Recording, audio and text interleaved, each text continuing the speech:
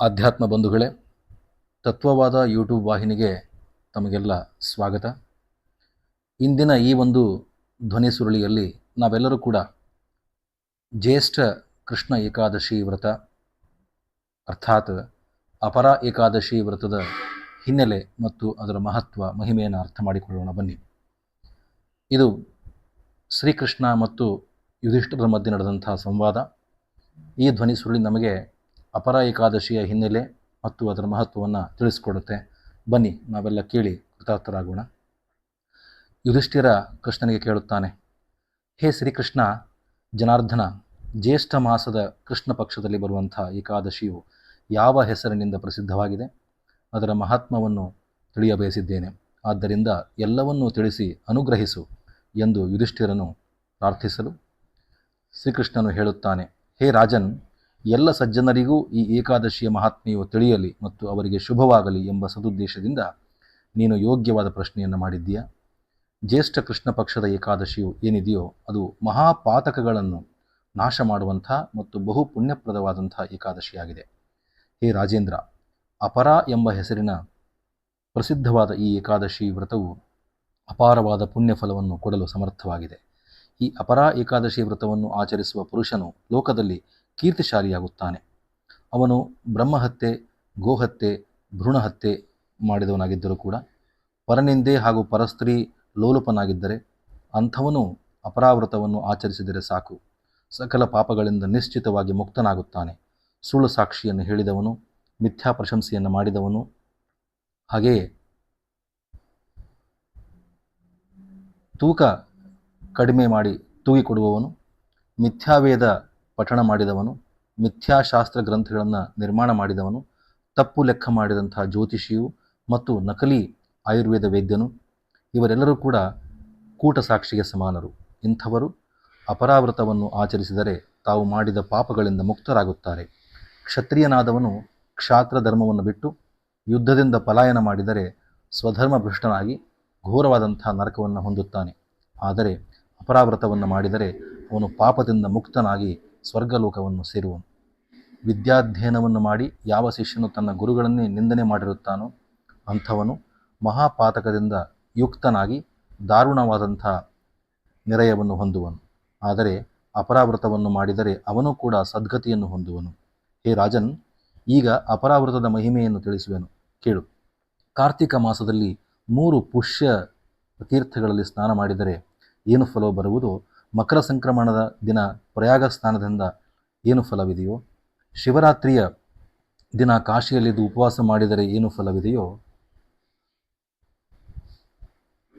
ಹಾಗೆಯೇ ಗಯಾದಲ್ಲಿ ಪಿಂಡ ಪ್ರದಾನದಿಂದ ಯಾವ ಫಲವಿದೆಯೋ, ಸಿಂಹರಾಶಿಯಲ್ಲಿ ಗುರು ಇರುವಾಗ ಗೌತಮಿ ಸ್ನಾನದಿಂದ ಯಾವ ಫಲವು ಪ್ರಾಪ್ತವಾಗುವುದೋ, ಕುಂಭದಲ್ಲಿ ಕೇದಾರನಾಥ ದರ್ಶನ ಮತ್ತು ಬದರಿ ಯಾತ್ರೆಗಳಿಂದ ಯಾವ ಫಲವು ಬರುವುದೋ, ಸೂರ್ಯಗ್ರಹಣದ ದಿನ ಕುರುಕ್ಷೇತ್ರದಲ್ಲಿ ಸ್ನಾನ ಮಾಡುವುದರಿಂದ ಹಾಗೂ ಆನೆ, ಕುದುರೆ, ಸುವರ್ಣದಾನಗಳಿಂದ ಯಾವ ಫಲವಿದೆಯೋ, ಅದರಂತೆ ಯಜ್ಞದಲ್ಲಿ ಸುವರ್ಣದಾನದಿಂದ ಯಾವ ಫಲವು ಬರುವುದೋ, ಇದೆಲ್ಲದರ ಫಲವು ಅಪರ ಏಕಾದಶಿ ವ್ರತ ಅನುಷ್ಠಾನದಿಂದ ಮಾತ್ರದಿಂದಲೇ ಬರುವುದು ಅಥವಾ ಲಭಿಸುವುದು.